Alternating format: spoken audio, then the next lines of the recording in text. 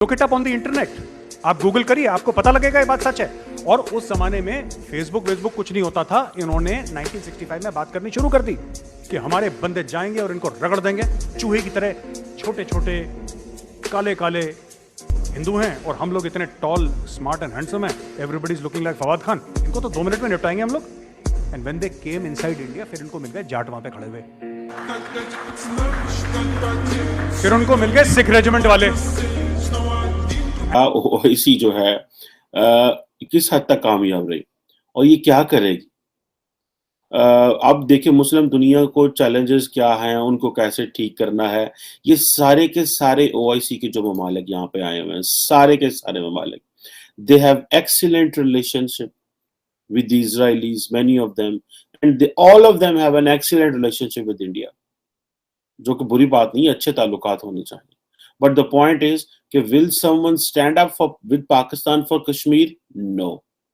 Will someone stand up for Palestine? No. ये सिर्फ और सिर्फ वो एक जमा खर्च वाला खाता जो है ना वो है। अब ये जो 48 सेशन है काउंसिल ऑन फॉरेन मिनिस्टर्स का, और इसमें जारी बात है कि बड़े बड़े बातें होंगी, जिस तरह मोटी मोटी जिसे मैं आपको बता दूं कि इमरान खान साहब ने अपनी जो अल्लाह के हुक्म से उनकी पार्टी का मैनिफेस्टो है ना, वो इस दफा उन्होंने रख दिया है। इसके आता है हम थोड़ी सी बात करेंगे। जिस तरह मैंने आपको कहा कि वज़ीर आज़म इमरान खान साहब ने आज ओआईसी के इजलास से खिताब किया और अपने खिताब के अंदर उन्होंने बहुत सारी बातें कही, बहुत सारी चीजों के हवाले से उन्होंने तफसीलन उस पर बात की, इस्लामोफोबिया के हवाले से बात की, उसके अलावा दीगर ऐसी चीजें हैं जिनके हवाले से उन्होंने कहा कि जो ओआईसी है वो एक तरह से नाकाम रही। उन्होंने ये भी कहा कि हम 1 अरब से ज्यादा की आबादी हैं, जो मुसलमान ममालिक हैं, ताकतवर भी हैं, आबादी भी ज्यादा है, लेकिन उसके बावजूद जो है हम लोग नाकाम रहे। किस चीज के ऊपर नाकाम रहे, इंटरनेशनल मीडिया किस तरह कवर कर रहा है, मैं वो आपको दिखाना चाहता हूं। अगर ये आप सामने देख सकें, ये बीबीसी की वेबसाइट है, बीबीसी भी इसको रिपोर्ट कर रहा है।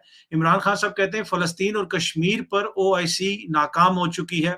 इन लोगों को, जो भी हमारे हुक्मरान आते हैं, इनको अंदाजा तो होना ही चाहिए कि जी आपका टेन्योर कंप्लीट होने से पहले आपको जाना पड़ता है। अभी तक तो कोई रह नहीं पाया, तो फिर ये इतने अपसेट क्यों नजर आ रहे हैं। और इन्होंने तो ये भी कहा था कि अगर इतना जितना नवाज शरीफ को कहा गया है, अगर मुझे कहा गया होता तो मैंने तो कब का रिजाइन कर दिया होता। यार ये तो एक छोटी सी ज़िमनी बात है, लेकिन बड़ी बात ये है कि ओआईसी की कॉन्फ्रेंस हो रही है इस्लामाबाद में। क्वेश्चन तो ये आता है कि क्या ओआईसी जो है किस हद तक कामयाब रही और ये क्या करेगी। अब देखिए मुस्लिम दुनिया को चैलेंजेस क्या हैं, उनको कैसे ठीक करना है। ये सारे के सारे ओआईसी के जो ममालिक यहाँ पे आए हुए हैं, सारे के सारे ममालिक, they have excellent relationship with the Israelis, many of them, and all of them have an excellent relationship with India, जो कि बुरी बात नहीं है, अच्छे ताल्लुकात होने चाहिए। But the point is कि will someone stand up with Pakistan for Kashmir? No. Will someone stand up for Palestine? No.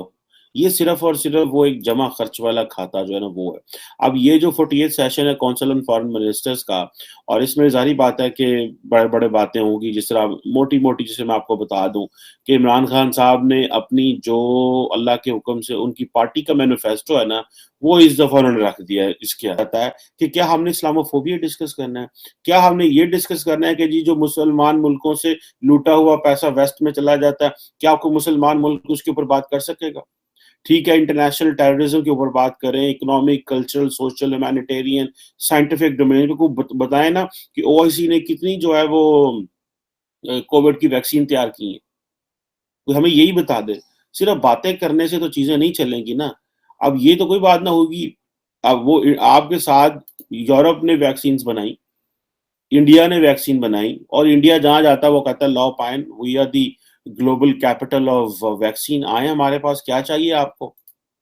अब ये जो चीजें हैं, अब मुसलमान एक बात तो करते हैं, क्या ओआईसी फेल हो गई है? यस, ओआईसी फेल हो चुकी है।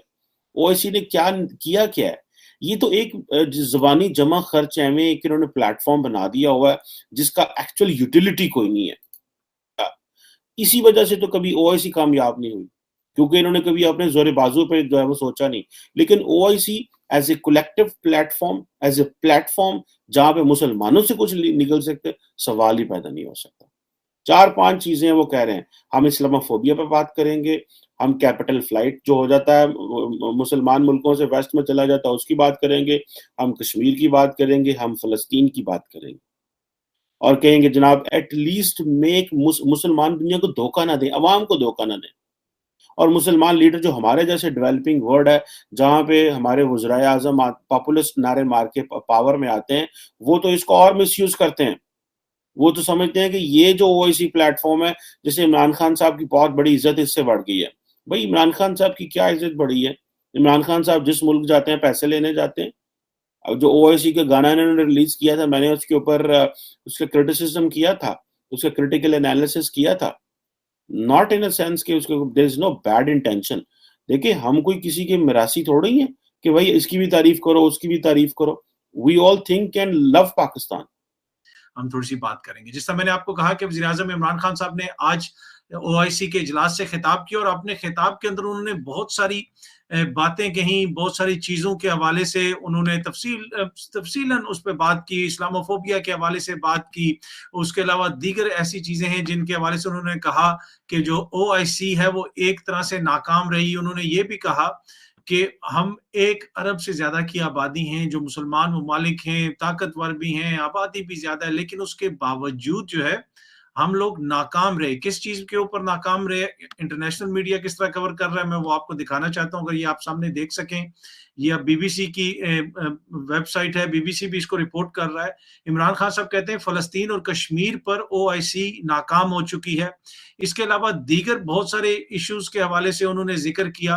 انہوں نے کہا کہ چاہے اسلاموفوبیا کا مسئلہ ہو یا پھر گستاخانہ خاکوں کی بات ہو, اس طرح کا رسپانس نہیں رہا, ہمیں کوئی سیریس نہیں لیتا. ہمارے حوالے سے یہ تاثر پایا جاتا ہے کہ ادھر سے کوئی جناب پریشر نہیں پڑے گا. ہم سے مراد وہ بات کر رہے تھے مسلمان ممالک کی, اور انہوں نے کہا کہ ضرورت سمر کی ہے کہ ایک ایسا بلاک بنایا جائے جہاں پہ جو کور ایشوز ہیں, جو بنیادی ایشوز ہیں, جس طرح گستاخانہ خاکے ہو گئے یا پھر اسلاموفوبیا ہو گیا, کشمیر کا مسئلہ ہو گیا, فلسطین کا مسئلہ ہو گیا, یہ وہ ساری چیزیں ہیں جس کے اوپر ہم سب متفق ہوں اور ہمارا ایک موقف ہو. باقی اور اس شو کے اندر جو عمران خان صاحب نے اس پورے یہ جو ہوئی ہے کانفرنس ہوئی ہے, خطاب کیا ہے, جو بیانیہ بنایا ہے, کیا اس بیانیے کا بوجھ اٹھا سکیں گے سہولت کار یا تحریک عدم اعتماد لانے والے یا پھر خود تحریک عدم اعتماد؟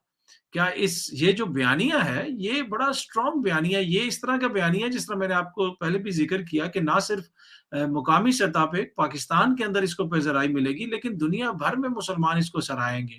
جس قسم کی انہوں نے بات کی اور جس طرح کی اب ہیڈ لائنز لگ رہی ہیں عرب دنیا میں بھی, ہر جگہ پہ بھی, تو یہ تو اتنا بھاری بیانیہ عمران خان صاحب کی ایک تماشا بنے ہوئے. سر ان لوگوں کو جو بھی ہمارے حکمران آتے ہیں ان کو اندازہ تو ہونا ہی چاہیے کہ جی آپ کا ٹینیور کمپلیٹ ہونے سے پہلے آپ کو جانا پڑتا ہے, ابھی تک تو کوئی رہ نہیں پایا, تو پھر یہ اتنے اپسیٹ کیوں نظر آ رہے ہیں. اور انہوں نے تو یہ بھی کہا تھا کہ اگر اتنا جتنا نواز شریف کو کہا گیا ہے, اگر مجھے کہا گیا ہوتا تو میں نے تو کب کا ریزائن کر دیا ہوتا. سر یہ ریزائن کرنے کی روایت ہم لوگوں میں کیوں نہیں ہے؟ دیکھیے جس دن ریزائن کرنے کا عمل شروع کر دیا پاکستان کے پولیٹیشین نے, تو ان کی عزت میں اضافہ ہونا شروع ہو جائے گا. ان کو اپنی عزت میں اضافہ ہی نہیں کرنا. شاید وہ اس بات کو سمجھتے نہیں ہیں, وہ یہ سمجھتے ہیں کہ پاور سے ہم چمٹے رہیں گے. پاور سے تو پاکستان میں کوئی بھی چمٹا نہیں رہا, حتیٰ کہ جو ڈکٹیٹرز آئے ہیں, ایوب خان سے لے کے جنرل مشرف تک, جن کی شدید خواہش تھی کہ وہ قابض پر ہمیشہ رہیں, تو وہ نہیں رہ سکے. دنیا کے بڑے بڑے ڈکٹیٹر پاور سے جو ہے چمٹے نہیں رہ سکتے فور ایور.